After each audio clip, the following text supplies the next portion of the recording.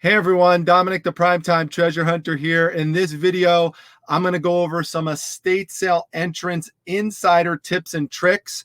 I'm going to go over the different ways to get into the estate sale. I'm going to go over some mistakes to avoid, and I'm going to cover some ways of strategizing your approach to getting into the sale, depending on how that process has been set up, and also depending on the type of sale that it is. Now, as many of you know, estate sales are my favorite place to go and source because there's so much potential of product that's available all in one place. So it's a very efficient use of your time once you get through the door. The problem is if you want to try and get in there ahead of everybody else or ahead of most of the people, that could be a bit tricky, and that could involve a lot of wasted time if you're not careful. In fact, this is actually a reason that many people have given to me for why they don't go to estate sales, because there's some mystery and some confusion as to how this actually works, because many people see reference to a sign-up list and will say something like sign, list, and wait, sign, list, and leave, sign, list, and stay. And sometimes it will say sign up the day before, sign up the day of. There's gaps between when the sign up actually is and when the sale starts. So it all becomes very confusing to a lot of people. So given that I've gone to so many sales with all these different methods, I felt that it was a good time to share some of these experiences with you. So let's go over the different ways to get in. And the first way actually doesn't involve any type of sign up list. It's just no list. So basically, it's whoever shows up first and is physically in line gets to go into the house ahead of everybody else. That's just a very simple way of running it, which is why some people set it up that way. Now, estate sale dealers, companies that do estate sales week after week, typically do not set up an estate sale this way. You're most likely going to run into this type of setup from an estate sale that's run by a family. So a family member passed away, they're going through the house. They didn't want to hire, an estate sale company. So they said, all right, let's just try to get rid of it ourselves. We'll put an ad in the paper. Whoever shows up first gets in the door first. Now, the good thing about this for a reseller is that the way to get in there first, or to get ahead of most people, is just to show up earlier. Now, how much earlier do you want to show up? We'll talk about that a little bit more when we go over some of the other methods. But that's the simple way to do it, right? Is you just beat everybody else to the punch. The thing about it that's bad is that can involve a lot of wasted time compared to if there would have been a list available ahead of time that you could have signed up for, depending on how that list might have been set up. Another thing that could happen that's bad is it could get chaotic out there without a list. So you could start getting into I've actually seen this stuff where people are like pushing into one another, trying to cram through the door. Like when the door opens, it's like, almost like Black Friday at Walmart. I've seen just some crazy things happen in those types of situations. There's also, if you go to an estate sale and there's some buzz about it, and there's a lot of stuff that seems to be in there, a lot of collectibles, a lot of vintage things, there's anticipation that builds up. There's an energy outside, and people could get frustrated, and there could start to become debates on who actually was first. Did you cut me in line or not? Hey, you said you were here earlier and now you're trying to reclaim your spot, but you really weren't. And there's a lot of things like that could happen that could get frustrating. So it has its pluses and minuses, as do all of those approaches. But again, with that one, the simple way to beat everyone else out is just to get there before your competition is there. So, but that gets me to the second method, which is when there actually is a list. Now, as I mentioned, sometimes you're going to see it advertised as, for example, estate sale starts at 11, and let's say it says that for a Sunday, and we'll say sign list on Saturday at 3 p.m. Now, if you interpret that literally, what that means is that if you went on Saturday at 3 o'clock, you should be able to sign a list and get on there so that when you come back on Saturday, you're ahead of everybody else who didn't bother to come on Saturday. Now, sometimes it's the same day. So it will say, for example, signed a list at 9 o'clock in the morning. the estate sale starts at 11 a.m. So there, you've got to get there 2 hours ahead of time. Now, they may tell you you need to stay, you need to wait. That's what sign and stay means. They may also say, and more commonly, they'll say sign and leave. So you could sign the list, you could leave, come back at a later time, and then once the estate sale starts, you just go according to your number. And when it says sign, it's just usually a list. It's usually a blank piece of paper. Once in a while, they may take the time to actually print out something with lines on it, and you just write your name on the list, and that's pretty much it in terms of all you really have to do. First name, you usually don't even have to put your last name. Just an initial is usually fine. Now, it sounds simple the way I'm describing it, but when you actually go and see it executed in practice, it's not always as pure as it sounds. Okay, so for example, let's just say the start time for the sign-up list. Let's say it says sign the list at 3 o'clock on a Saturday, and then you show up the next day to the sale. So you show up at 3 o'clock or 2:55, and you think, great, I'm here on time, and I'm going to have a real big advantage. And what you're going to realize if you do this, especially if it's to a popular sale, is that one of two things might have happened that go against you. Number one, the estate sale dealer or someone associated with the estate sale dealer as a representative has actually started the sign-up list 15 minutes before the designated time. So it's posted in the paper and the classifieds as the sign-up starts at 3 o'clock, and they actually started taking names at 2:45. That is maddening when that happens. Okay, so I'm telling you all this stuff from things that I have learned. Okay, so there's that part. The other thing is that for a sign-up list at 3 o'clock, especially if it's a popular sale that looks like there's going to be a lot of stuff there, you could definitely bet that there are going to be people ahead of you at least a half an hour before the sale who are already waiting there. Okay, so you've got to get there early if you want to get ahead of those people on the list. Now, sometimes the list is pure. What I mean by that is it really is, or I'd say it's a true list in the sense that whoever really does get there first physically will be able to sign the list first. But there's something that I refer to as kind of fake sign-up list in a sense. What I mean by that is that in certain situations, the estate sale dealer actually has a relationship with some other customers that go to the sale. These are people who are really, really regulars, and they're people who tend to spend a lot of money at the sale. And so those people are sometimes given the actual sign-in sheet, and they're given the responsibility of signing up all the other customers for the sale. And what they get in return for that is that they get to put their name first and second on the list. And they may even put a couple of other people on the list. So before anyone who actually truly got there first before those people, there could already be 5 people on the list, or 2 people, or 3 people, or something like that. So you have to keep in mind that not in all situations could you literally get in the door first. Now, that might sound very frustrating. It might not sound like it's right. You could go back and forth and debate it. But here's one thing to keep in mind. For the vast majority of estate sales, you do not need to be number one.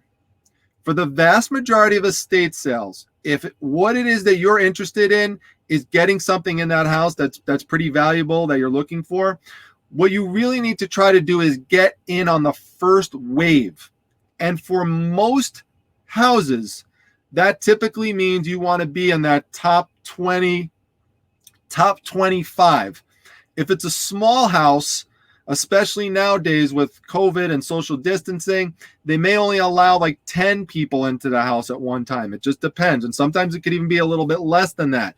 So these are all things, especially these days, you have to factor in on how much earlier you want to try to get there ahead of everyone else, which brings me to another point that I said I was going to touch on earlier, which as a general rule of thumb, because people are going to say, how early should I get there? And there's no set answer to that. But here's my general strategy or general way of thinking I would tell you, is that the amount of time that you want to get to the estate sale earlier ahead of everyone else to try to get on a list needs to be proportional to what you think you're going to be able to get out of that estate sale. So in other words, if you think that there's going to be a ton of stuff in there, there's lots of valuable stuff, you're going to be able to get low and flip high, then you definitely want to invest more time into getting there ahead of others. I would say you at least want to get there a half hour early, but 45 minutes to an hour is also quite reasonable to try to get a leg up on people. And sometimes you even want to go more than that. How much more? Again, it really depends on, how popular the sale looks, how much stuff is in there that's for you. But some people show up hours ahead of time. I don't do that. The most I've typically gone is about an hour before. But if it was something crazy, once in a while you have these like once in a lifetime types of situations where you might want to get there a couple hours beforehand. Now, here's another thing to keep in mind, and this is a big mistake. Another big mistake that a lot of people will make is that, and I see this every single time that I go to a certain type of estate sale sign up, which the way some people have it is that you sign this list that's there, okay? And then what you actually have to do is you have to wait. This is what sign and wait means, okay? You have to wait. Why do you have to wait? You have to wait because if they say sign up as at 3 o'clock and you put your name on there at 2:45 or at 2:30, what the estate sale dealers are going to do usually in those situations is that serves as a pre-list. Because what was advertised, right, was let's say 3 p.m. So to try to make it fair to the 3 p.m., what they will do is they will then go through that list and they will start calling out names at 3 p.m. And they'll say, okay, Phyllis, are you here? You signed the pre-list. And Phyllis says, yes, I'm here. So Phyllis, your name goes on the list. Dominic, are you here? Yes, I'm here. Okay, so you get to go on the list. And so they do it that way. And the mistake is that sometimes people sign that initial list and then they walk away and they come back the next day and they thought that they were going to be on the list and now they're not there because they didn't wait. So if it says sign and wait, that's why it says that. You have to actually wait to go on to a second list. So sometimes there's 2 lists. So that's what could be confusing. Now, to make it even more confusing, sometimes it's just sign the list that starts at 3 o'clock or might actually start a little bit earlier. And that is the actual list. There is no second list. So you want to make sure, especially if you're new to this, that you clarify before you leave that is the actual list and that is your number. Make sure you take a look at your number because if there's any kind of dispute the next day, you could actually mention that. You could even take a picture with your phone of where you actually are on the list. So again, if any dispute arises, you could bring that up the next day. Sometimes this doesn't happen too often, but once in a while, there's some shady things that go on where someone might cross out a name or another trick is that some people will do with sign-up sheets where there is no one there left to proctor the sale, the sign-up part of the sale, is that they'll actually steal the pen. They'll steal the writing instrument. So you're standing out there and there's no actual way to sign up. Everyone else is signed up already. And, you're still there the day earlier, let's say, and you want to sign up, but you can't. So you have to make sure, trust me, make sure you take a pen or a pencil with you so that you could go sign up because, it does happen sometimes where that gets taken away. And sometimes that actually is done purposely. Sometimes, of course, that is done by accident. Now, another thing that you have to consider, if it's not a situation where you sign up the day prior and then come back the next day, and it's one in which you're signing up, let's say 2 hours earlier than when the sale is actually set to start, you've got to make a decision. Is this something that you really want to invest this amount of time into? Because if it's a 9 o'clock sign up time, which means, by the way, if it's a good sale, you're going to have to get there before that, maybe 30 minutes to an hour before, maybe even longer.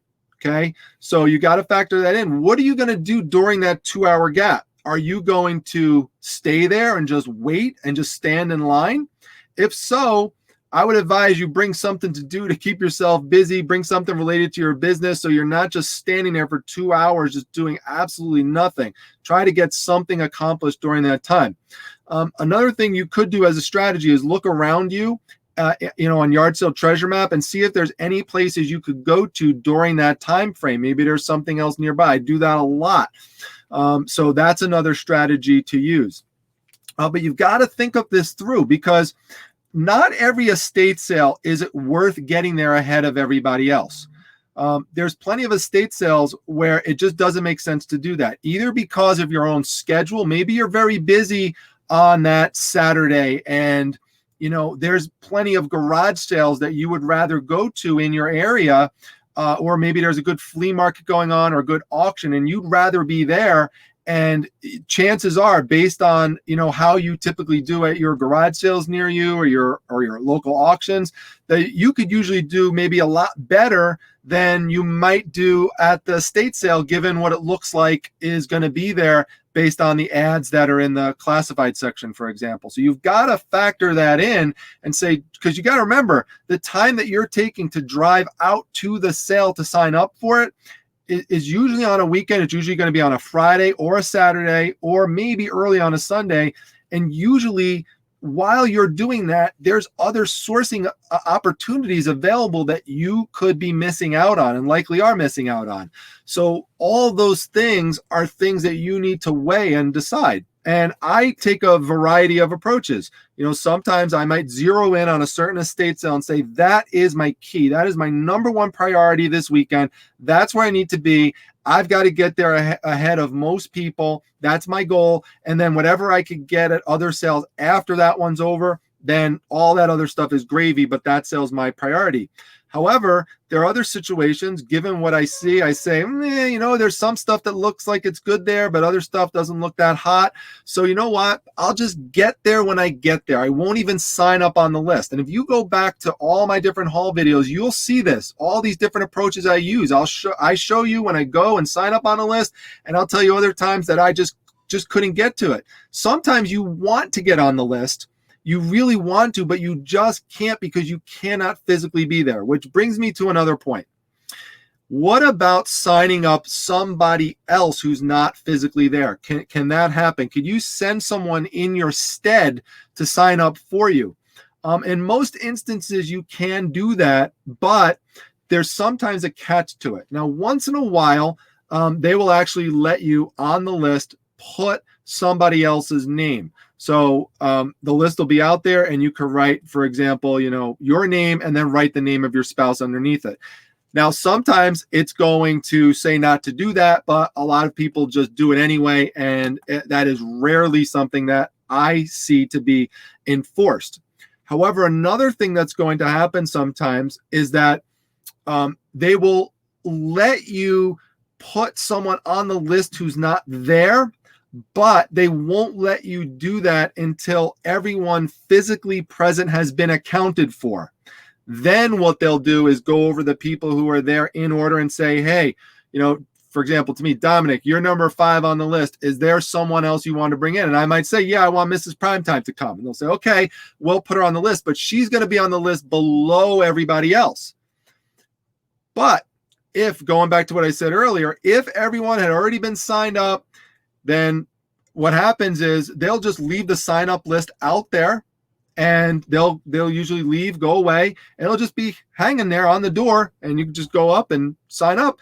And then at that point, you could write your name and write somebody else's name there too, in most circumstances. Again, sometimes there'll be a rule that says not to do that, but oftentimes, like I said, that's not enforced. So there's various things to consider. As you can see, it gets a little bit complicated in terms of deciding what to do. Now, another method that's out there in terms of a sign up, not used too often, is the take a number approach.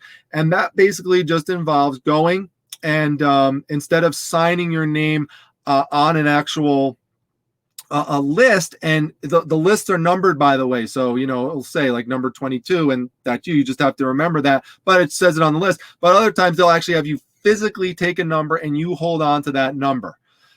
So it's just a variation of the other approaches that I mentioned. You just have something physically in hand. Now, one of the things, by the way, that sometimes can happen, and please don't be one of these people, is that there are people who will sometimes try to sneak in once they're calling out names, because what you're going to see is they'll say, all right, we read out number 1, Johnny, number 2, Mary, number 3, Steve, number 4, Carol, number 5, Patty, number 6, Laura, and they'll just have people coming in, and eventually it starts to become a wave, and you start looking and you're like, wait a minute, there's too many people walking in through the door compared to the number of people who have been named. That's something that drives me crazy and is rarely ever enforced, and people try to take advantage of that sometimes. Just stick with your number. That's what makes the process, go smoothly. Try not to turn it into a chaotic situation, because then in that type of situation, people again start getting mad, start calling people out, and just starts to get messy. But try not to do that and preserve a sense of fairness for the estate sale. In rare situations, they might do a random number drawing. That typically happens. I actually showed one instance of that on one estate sale that I was invited to privately. And this tends to be in like a VIP type of estate sale, where a estate sale dealer might just invite a very limited number of people to go to the sale. And just to make it fair in terms of, how they're going to give people preference, they'll just put a bunch of numbers in a hat or a bucket, and you just go, you pull out your number, and that's who you wound up, that's the number you wind up going into the house.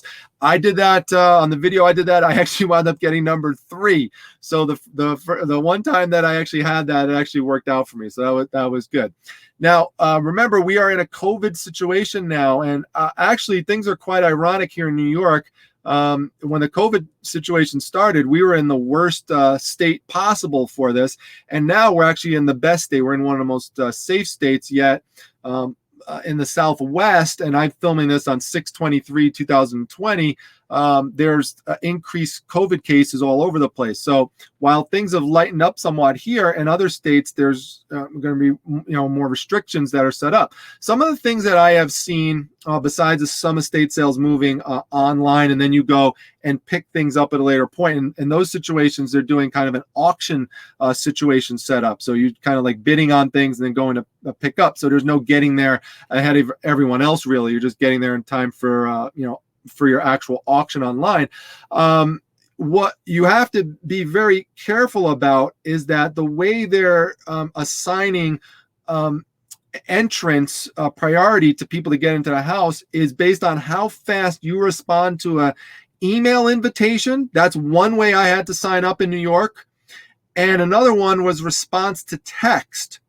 And I'm going to give you a tip here, is that you want to make sure, if it's response to text, that you have your notifications set up for your phone, so that if you are in another app, the notification will come across the screen that, hey, now's the time to tell me if you want to get into the estate sale, because I'm going to send out the numbers. This is literally something that happened to me recently, and I had my notifications off. I actually knew that the numbers were going to be coming through at some point. I was responding to something on my YouTube app, and I had my notifications disabled, in the sense that it let me know, like it gave me a beep to tell me I got a notification, but it did not actually flash the notification on the screen. So like the banner was turned off, so I didn't see it. If I had it turned on and I saw that, I would have instantly went and I would have got in there as one of the first people. But instead, I'm sitting there responding to this comment, and all of a sudden I hear, I'm like, wait a minute, what the heck's going on? I look down at my text. My text is blowing up, and everyone's saying, yep, I'm coming. I'm like, oh my God, I was one of the last people to show up at the sale. Now, this was the beer collector sale, if you remember that video. So even being late to that, I still wound up getting that big score of everything there. So, another thing, by the way, that happened with that, there was a little drama in that situation. And this is why I actually would suggest, if there's any estate sale dealers running this type of thing, to just do it over email. It's the most fair, is because some of the responses that were coming through on that text set were coming through in a different order, depending on whether or not some information was being sent to a cloud server first versus going directly to people's inboxes. So you had multiple people who had different screenshots showing that someone was supposed to be there first or second, and that led to a whole bunch of drama and a whole bunch of arguing and all sorts of stuff. And I didn't get in any argument about it, but you know, I just said to myself, you have to have enough confidence and belief in your picking abilities to be able to still go there, even if you're, you know, if you don't get there first or in that first wave, that you're going to be able to find things. But, you know, in certain situations, it really is advantageous to you to get in there first, because I know when I go into an estate and I wipe out like large sections of it, and I still see people waiting outside to get in, I know they're just not gonna be able to find the type of stuff that had already been there, because so much of it had been had already been cleared. And last point I'm going to mention is that, especially with COVID now, they are letting fewer numbers of people into the estates. So whereas previously, let's say they may have let 25 people in on a first wave, they're letting in like maybe 10 people, 15 people. So it's more limited proportional to the size of the house. So lots of detail there. If you have specific questions, definitely let me know down below if you have any questions, comments, or if there's different ways that in your region, in your area, that they set up estate sale entrances that I didn't cover here. I'd be curious to hear that as well, because obviously I'm speaking with the familiarity more of my region here up in the Northeast, specifically in central New York. If you enjoyed the video, make sure you hit the like button. Make sure you subscribe to the channel if you are new. Don't miss the thrift battle tomorrow night between Star from Flippin' Hippos and Kat the Nurse Flipper. It's going to be a lot of fun. That's 9 p.m. Eastern Standard Time. And hope to see you then, folks. Take care.